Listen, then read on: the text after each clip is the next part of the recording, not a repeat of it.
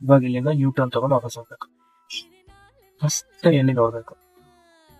Mirror ನೋಡ್ಬೇಕು. First ಆ ಕಡೆ ಬಗ್ಲಾಗಿದೆಯಲ್ಲ ಮೇಡಮ್, ತೋರಿಸಿದೀರಾ? ಆ ಕಡೆ ಬಗ್ಲಾಗಿದೆಯಲ್ಲ ಗ್ಯಾಪ್, ನಿಮ್ ಗಾಡಿ ಬಗ್ಲಾಗ ಆ ಗ್ಯಾಪ್ ನೋಡ್ಬೇಕು ಫಸ್ಟ್. ಅಂದ್ರೆ ಅಷ್ಟರಲ್ಲಿ ನಮ್ ವೆಹಿಕಲ್ ಯೂ ಟರ್ನ್ ಮಾಡ್ಕೊಂಡು ಹೋಗ್ಬೋದಾ ಇಲ್ಲ ಅಂತ. ಓಕೆ. ಓಕೆನಾ? ನೆಕ್ಸ್ಟ್ ಏನ್ ಮಾಡ್ತೀರಾ ಹೋಗ್ಬೇಕು ಅಂದ್ರೆ? ಎಷ್ಟಾಗುತ್ತೆ? ನೆನಪಿಗೆ ಫಸ್ಟ್ ಗೇರ್ ಹಾಕ್ಬೇಕಲ್ಲ.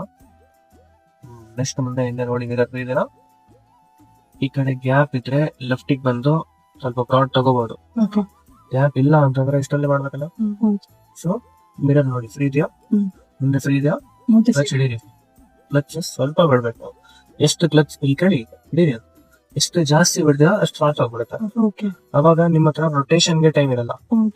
ಕ್ಲಚ್ ಸ್ವಲ್ಪ ಬಿಟ್ರೆ ಸ್ಲೋಲಿ ಮೂವ್ ಆಗುತ್ತೆ. ಅವಾಗ ರೊಟೇಷನ್ಗೆ ಜಾಸ್ತಿ ಟೈಮ್ ಇರುತ್ತೆ. ವೆಹಿಕಲ್ ಸ್ಲೋ ಆಗಿರ್ಬೇಕು, ರೊಟೇಷನ್ ಫಸ್ಟ್ ಫಾಸ್ಟ್ ಇರ್ಬೇಕು.